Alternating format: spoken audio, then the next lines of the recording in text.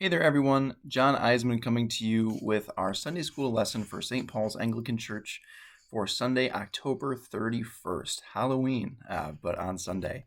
And so, what I'm going to do, I'm going to go over the lesson briefly and teach it as if I was in the classroom.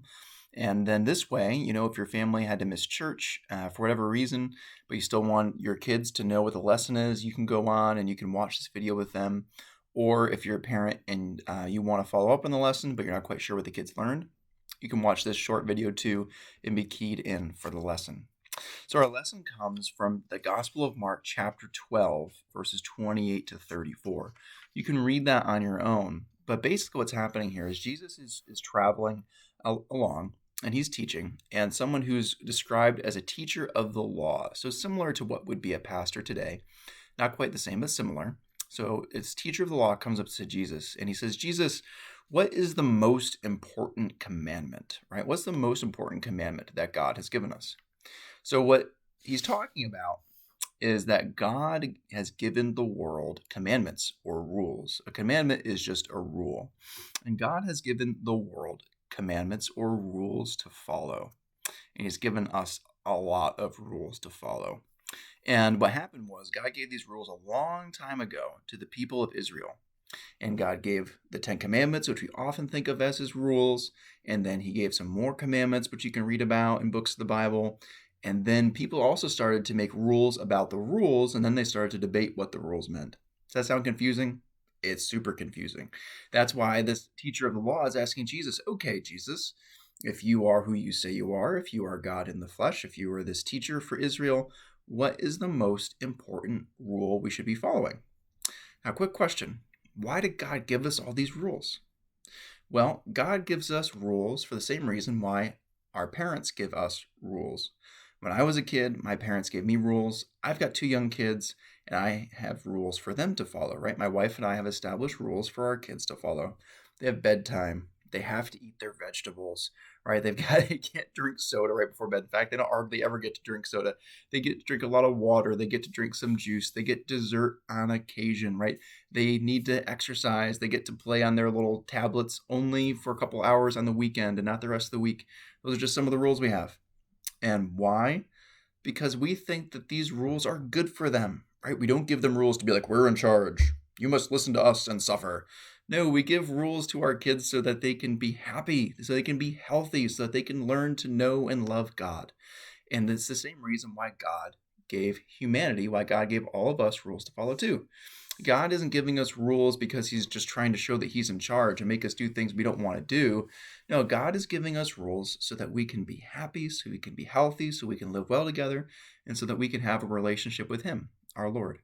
And so, of all these rules that he's given us, this teacher is saying, what's the most important one to follow? This is really confusing. What's the most important rule that any of us can follow? And Jesus says that you shall love the Lord your God with all your heart, mind, soul, and strength. And the second is like it, you shall love your neighbor as yourself. He's quoting here from Deuteronomy chapter 6. And so what Jesus is saying, the most important thing you can do, the most important thing you can focus on, if you're going to follow any rules, follow these ones. Love God and love people. Pretty simple, right?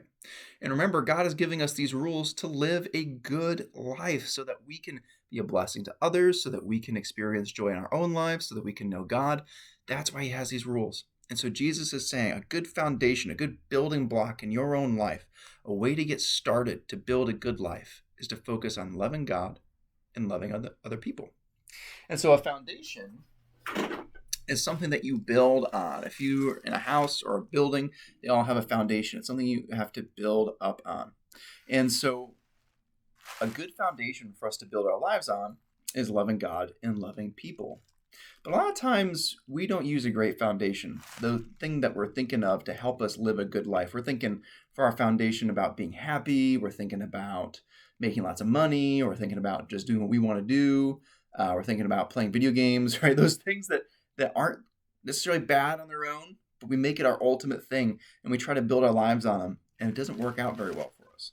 So here we have a foundation of moving bubbles here, packing wrap, okay? Bubble wrap. And we're going to see, this is not a good foundation. Here's you and me, right? Here's our little guy. we're going to see how many of these blocks we can put and build a tower. How high of a tower we can build on this bubble wrap. Ready?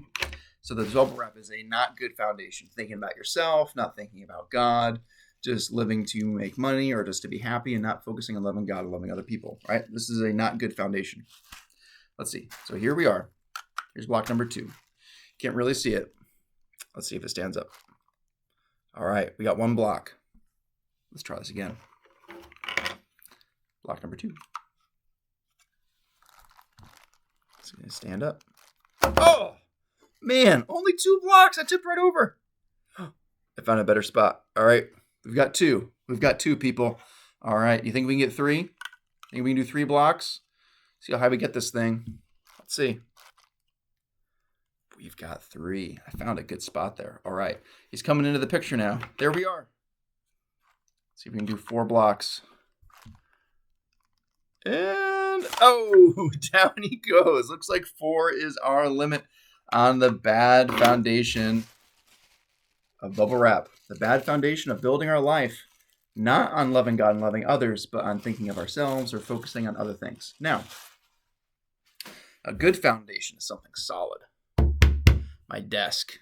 Let's see how high we can get with this. I think we had 7 on the bad foundation. Let's see.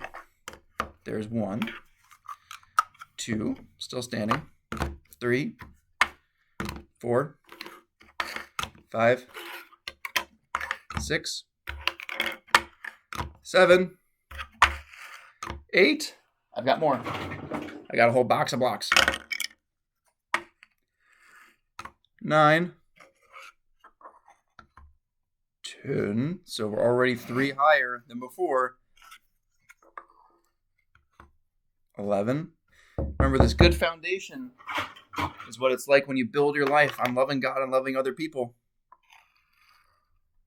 12. My goodness, he's getting out of the picture. 13. I'll start doing them 2 at a time. 14 and 15.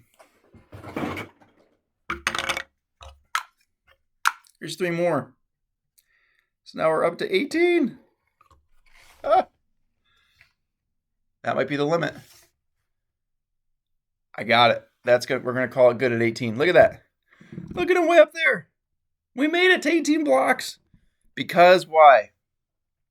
Because we had a good foundation to build our life on.